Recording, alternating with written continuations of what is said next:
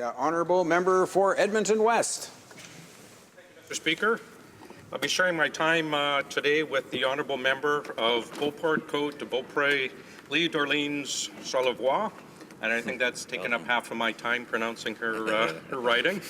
I rise in the House today to speak to the Liberal government's proposed budget, or as I like to call it, the government's line of credit plan, which aims to withdraw a whopping $113 billion using the future of hardworking Canadians as collateral.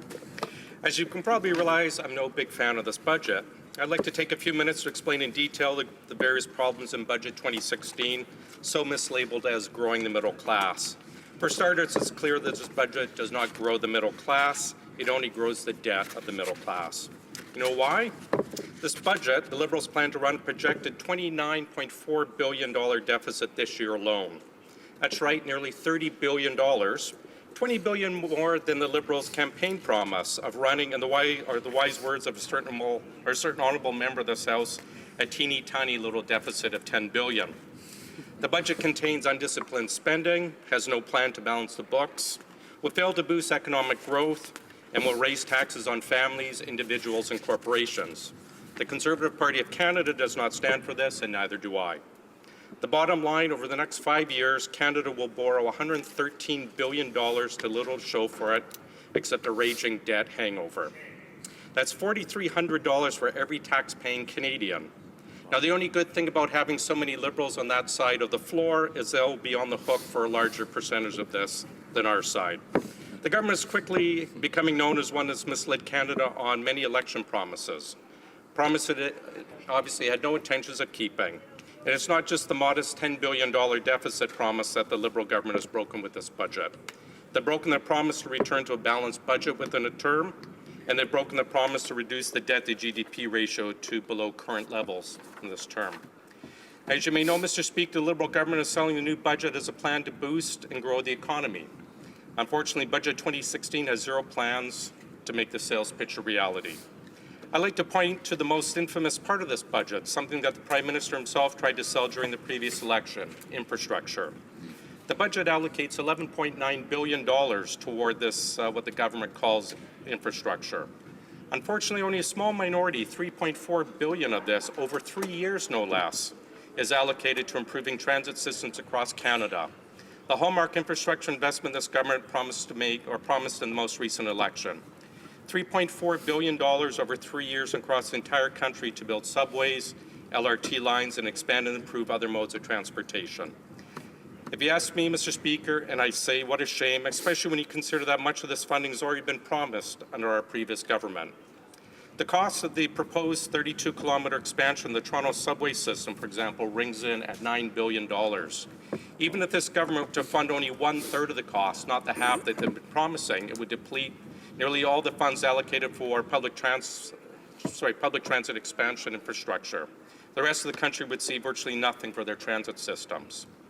Staying on the topic of infrastructure fairness for Canadians, it disappoints me to see the allocation of infrastructure spending across the country in Budget 2016. Mr. Speaker, my home province of Alberta is only set to receive $347 million for public transit expansion over the next 2 years, 10% of the amount of funds available. Yet Alberta holds 12% of Canada's population, leaving Alberta underfunded 13% on a per capita basis. 13% underfunded, Mr. Speaker. I shudder to think what would happen if we weren't fortunate enough to have the Minister of Infrastructure in Alberta himself. Meanwhile, Ontario is set to receive $1.5 billion for public transit, 44% of the total funds available, yet they have 38% of the population. Quebec is to receive 27% of the funds, yet holds just 23% of the population. That means Albertans will see significant delays on projects like the Edmonton LRT extension and the Calgary C-Train long-term extension, as federal funding for these projects will fall far short of the needed financing. Clearly, Mr. Speaker, fairness is not of importance to this Liberal government. In fact, I brought up this exact same point a couple weeks ago, right after this very budget was tabled in the House. This budget claims to extend unemployment insurance benefits to areas across the country that are facing economic hardship. The problem with this EI extension plan, however, is that the Liberal government is omitting certain areas of the country that are in fact being significantly impacted from an economic downturn. For example, my hometown in Edmonton, it's well known that the entire province of Alberta is currently facing severe economic downturn. A slowdown made worse by this government's poisoned attitude toward pipelines. As you know, Mr. Speaker, the energy sector is what drives Alberta's economy and many other industries throughout the province. Construction, mechanics, tourism, housing, service industry, all industries that rely on the wealth and growth of the energy sector, all industries under stress right now. Yet as the energy sector has largely slowed down, leading to thousands and thousands of layoffs in Alberta and Edmonton, the city of Edmonton has been excluded from this government's EI extension plan. Why, Mr. Speaker? Because the government says the statistical unemployment rate in Edmonton Capital Region is too low for this government's standards.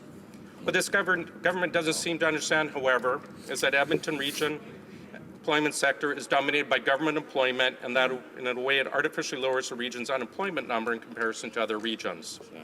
While it's great that the unemployment rate in Edmonton Capital Region is lower than the rest of Alberta, it does not mean that there aren't thousands of laid off employees in an area hard hit from the collapse of the energy sector. Our own Edmonton Liberal MPs have been missing in action when it comes to speaking up for unemployed people in Edmonton.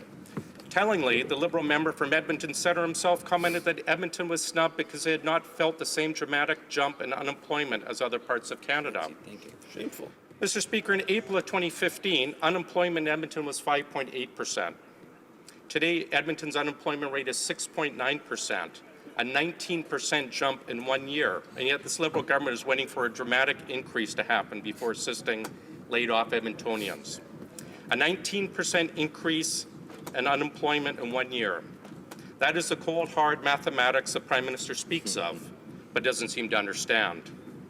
What isn't cold, hard math, though, Mr. Speaker, that these are real people suffering, not mere numbers, but real people. I guess the Liberal mantra of a Canadian is a Canadian is a Canadian does not apply if you're from Edmonton or the wrong postal code. I wrote to the Minister of Employment, Workforce Development and Labour about this issue, voicing the concerns of our constituents. Well, I hope the Minister will take this into consideration. I also hope the Finance Minister and the Prime Minister will take into consideration the grave consequences of the debt of this budget. The fact remains the Liberals are on a spending spree with absolutely no plan for paying back the tens of billions of borrowed dollars. What is clear, however, is that today's debt will have to be paid by tomorrow's taxpayers. Mr. Speaker, that means our children, grandchildren, and their children will have to pay for the spending being proposed in this budget. I, as a responsible individual, cannot in good conscience support a budget that does this. I cannot agree to indebting our children. It is unjust, unfair, and simply un-Canadian. We ought to be paving the way forward for the next generation, making life better for them, not indebting them with billions upon billions of debt. It's for these reasons, Mr. Speaker, I will not be supporting this budget. Thank you.